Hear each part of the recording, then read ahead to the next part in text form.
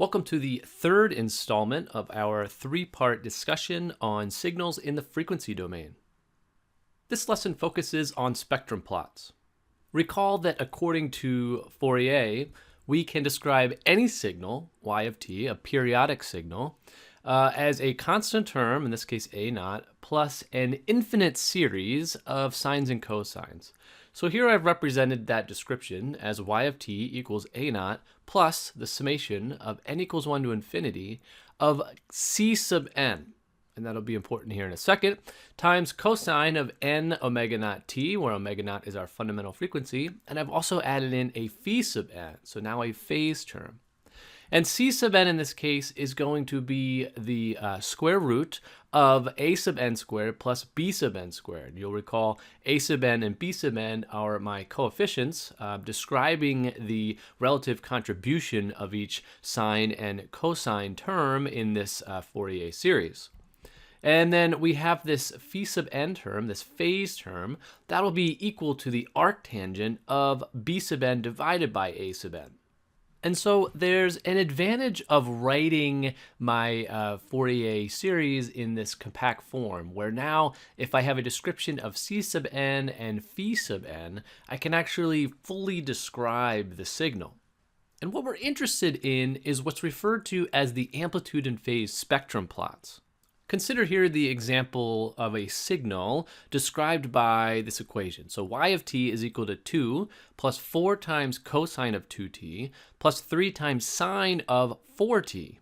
I can rewrite this description of y of t in terms of all cosines such that I'm able to utilize this compact form, this compact description of y of t from the preceding slide. So in this form, y of t will be equal to 2 plus 4 times cosine 2t plus 3 times the cosine of quantity 4t minus pi over 2. So by accounting for the fact that this cosine is going to be minus pi over 2, or 90 degrees out of phase with my sine wave, I can now write a complete description of my signal in terms of coefficients and cosines. Now I can take these values, these amplitude values, and these phase values, this phase information, and I can plot them on an amplitude spectrum plot and a phase spectrum plot. Let's start with amplitude. So for the amplitude spectrum plot, you'll notice along my x-axis, I'm plotting units of omega, right? So units of radians per second. So my x-axis is going to be a radio frequency, and on my y-axis is going to be my units of amplitude. For our Fourier series, you recall we have discrete integer multiples of our fundamental frequency. So for this signal y of t, our fundamental frequency is going to be 2 radians per second, and we have nothing at 3, nothing at an integer multiple of 3. However, we do have a component at 2 times our fundamental frequency, which is 4 radians per second here. So if we plot these values along with the corresponding amplitudes, 2, 4, and 3, on our amplitude spectrum plot, it looks something like this. At a frequency of 0 radians per second, we have an amplitude of 2, so that is our a naught value, that's our DC offset. At a frequency of 2 radians per second, we have an amplitude of 4, and at a frequency of 4 radians per second, we have an amplitude of 3. And we could do the same thing with our phase spectrum plot. So once again, on the x-axis, we're plotting units of omega, a frequency in radians per second, and now we're going to be plotting our phase, which will typically be in radians. Here I'm showing it in terms of an absolute number. So at our a naught 0, at 0 radians per second, we typically don't talk about phase. However, at 2 radians per second, we have a phase of 0. And at 4 radians per second, we have a phase of minus pi over 2. So if we plot those on our phase spectrum plot, we see that at 0 radians per second, we really, there's nothing to talk about in terms of phase. At 2 radians per second, we have a phase of 0. And at 4 radians per second, we have a phase of minus pi over 2, right? So minus 1.57, and that's plotted here on our phase spectrum plot. Let's compare now plotting a signal, plotting both the time domain representation of the signal, I'll plot that here at left, along with the amplitude spectrum plot representation of that signal, I'll plot that here at right. The signal I'm going to plot is y of t is equal to 2 plus 4 times cosine of 2t. And the representation of that signal in the time domain looks like a cosine, where my radial frequency omega is equal to 2 radians per second, and omega is always equal to 2 pi f. So that means that f is going to be 1 over pi hertz, or 1 over seconds. And as a result, then, the period of my cosine here will be equal to pi seconds. I've also provided a DC offset of 2, so my A naught coefficient is equal to 2. So if I take the mean of my signal, I'll find that the mean is located at 2 at my DC offset. And then the amplitude above and below that mean is going to be equal to 4, given the coefficient of my 4 cosine of 2t term here. So if I look at the DC offset, my A naught value of 2. If I go up 4, I'll go up to 6. And if I go down 4, I'll go down to minus 2. So I've drawn this signal then with respect to time. I've drawn the representation of that signal in the time domain. I could also represent that signal with respect to frequency, with respect to omega, or in radians per second. That would be constructing then an amplitude spectrum plot. And in this case, I only have 2 frequencies to worry about. My DC term has no associated frequency content, so that'll be 0. And then I have this fundamental frequency here at 2 radians per second.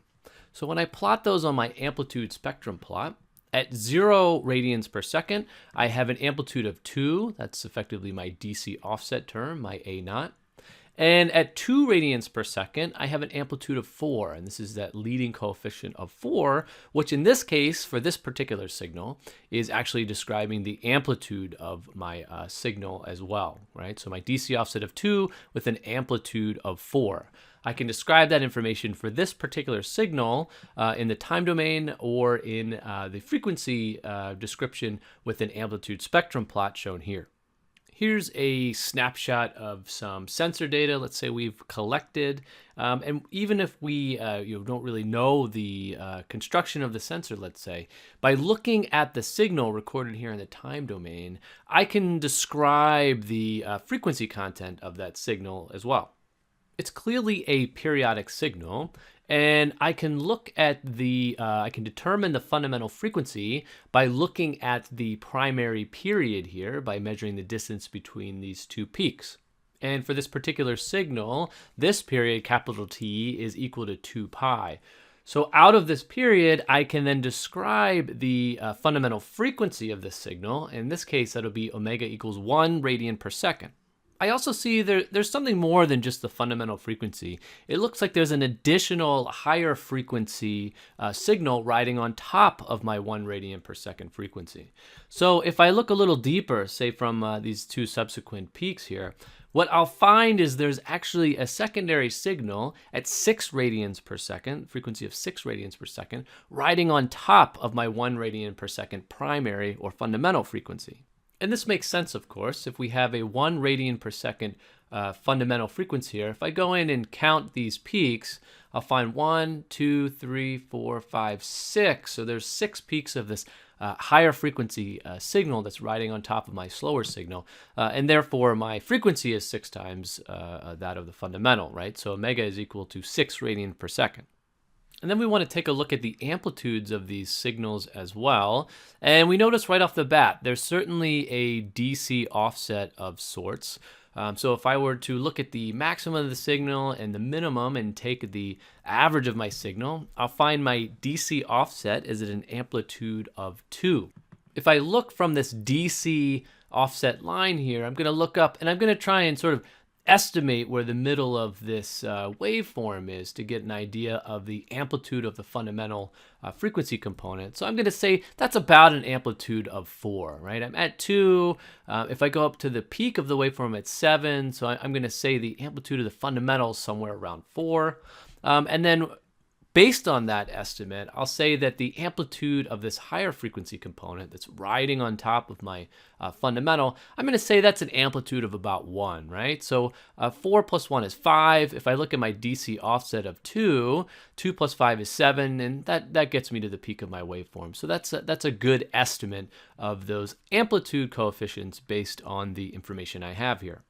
Here is a summary of that information from the preceding slide. At a frequency of 1 radian per second, at our fundamental frequency, we estimated an amplitude of about 4. At the 6 radian per second harmonic, riding on top of this 1 radian per second fundamental, we estimated an amplitude of about 1, and we estimated a DC offset of 2, and that's a offset at a 0 radian per second frequency. So with this information, we can go ahead and construct our amplitude spectrum plot.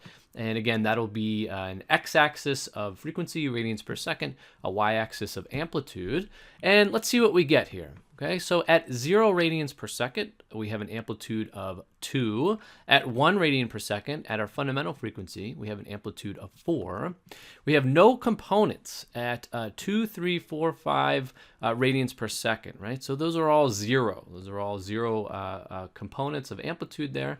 And at our 6 radian per second harmonic, we have an amplitude of 1. So at 6 radians per second here on our amplitude spectrum plot, we're showing an amplitude of 1. From this amplitude spectrum plot, then, we can describe our best estimate, right? This was data collected from a sensor, so this is an estimate at best. But our best estimate of the original signal is going to be y of t is equal to 2 plus 4 times cosine of 1t, or t, plus 1 times cosine of 6t.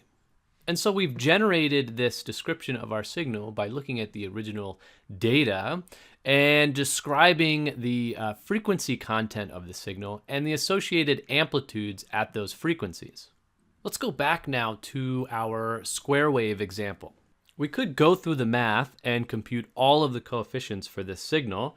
That's a rather lengthy and intense calculation, so we'll just show the results here, but we could go through it if we wanted to. If we just look at the signal, though, we see there's a DC offset, right? Things are shifted up. So our DC offset has an amplitude of 1. So our A naught coefficient is going to be equal to 1. Looking at our amplitude spectrum plot, if we look at 0 radians per second, that's our DC offset component. That's going to be at an amplitude of 1. At our fundamental frequency of 1 radian per second, what we'll find here is an amplitude of 4 over pi. So 4 divided by pi for that amplitude given the 1 radian per second frequency. And if we look here at 2 radians per second, we'll have no component. Something at 3, nothing at 4, something at 5, and it's kind of decreasing. So let's zoom in a bit and take a look at those numbers. So at 2 radians per second, an amplitude of 0. At 3 radians per second, we'll have an amplitude of 4 divided by 3 pi. At 4 radians per second, nothing, an amplitude of 0. At 5 radians per second, we'll have an amplitude of 4 divided by 5 times pi. 0 for 6 radians per second, and at 7 radians per second, what we find is an amplitude of 4 divided by 7 times pi. And these values will continue to decrease as we go up to higher and higher frequencies. So as the frequencies are increased, the relative contribution of those higher frequency components is decreasing. And we'll build these up, and if we do this over an infinite range of input frequencies, we'll actually be able to fully reconstruct this square wave.